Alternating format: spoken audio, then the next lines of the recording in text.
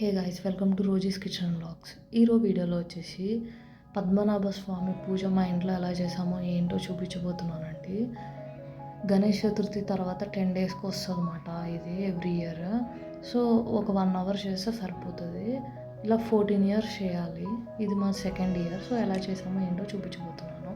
ముందుగా ఇలాగ పీట అదంతా సిద్ధం చేసుకోవాలన్నమాట. నెక్స్ట్ పద్మం వేసి దానిపైన రెడ్ కలర్ క్లాత్ సెట్ చేసుకోవాలి. తర్వాత వచ్చేసి గణపతి ఫోటో కానీ విగ్రహం ఉంటే విగ్రహం కానీ పెట్టుకోండి. తర్వాత వచ్చేసి విష్ణుమూర్తి ఫోటో కానీ లేకపోతే పద్మనాభ స్వామిది ఫోటో కానీ సెట్ చేసుకోవాలి. అండ్ కలశం కూడా పెట్టుకోవాలి. పెట్టుకుని నెక్స్ట్ వినాయకుడిని రెడీ చేస్తున్నామండి పసుపుతో. సో అలా వినాయకుడిని పెట్టేసి వినాయకుడికి బొట్లు పెట్టి వస్త్రం కూడా వేయాలి. సో నెక్స్ట్ వచ్చేసి ఇది 14 ఇయర్స్ పూజ అండి. So every year Ganesh Chaturthi తర్వాత 10 డేస్కి వస్తుంది అన్నమాట. అన్నీ రెడ్ కలర్లోనే ఉండాలి. ఒత్తులు కూడా కుంకుమతో మేము రెడ్ కలర్ టైప్ సెట్ చేస్తున్నాం అన్నమాట. 14 నంబర్ గుర్తుపెట్టుకోండి. తోరణాలు కూడా 14 ముళ్ళు వేసినవి సెట్ చేసుకోవాలి. అండ్ ఇలా ఒత్తులు కూడా ఇటు 7 రైట్ సైడ్ కూడా 7 ఒత్తులు వేసి దీపం వెలిగించుకోవాలి. కాళ్ళకి పసుపు అనేది కూడా మ్యాండేటరీ. అండ్ స్వీట్ అవి వచ్చేసి గోధుమ పిండితోనే రెడీ చేయండి ఒక స్వీట్. అండ్ బూరెలు కూడా చేసాము. అన్ని గోధుమ పిండి యాడ్ అయ్యేలా సెట్ చేసుకున్నాం అన్నమాట.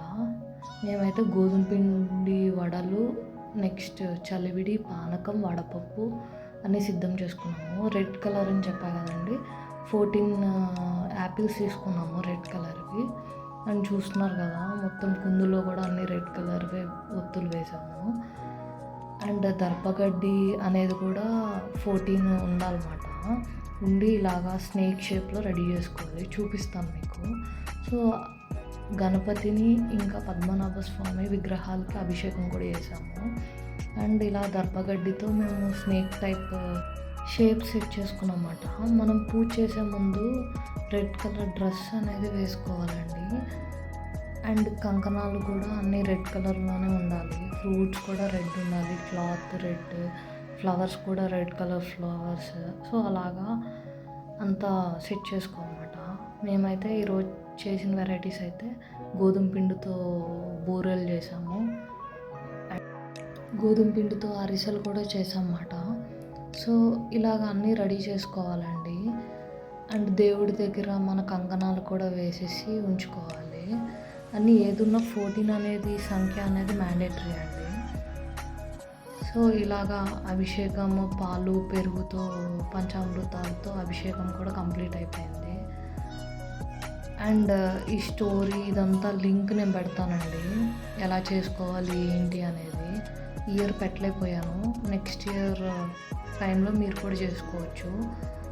సో చాలా పవర్ఫుల్ పూజ అండి. సో అందరూ చేయండి. For more videos please do like, share and subscribe to Rosie's kitchen and vlogs.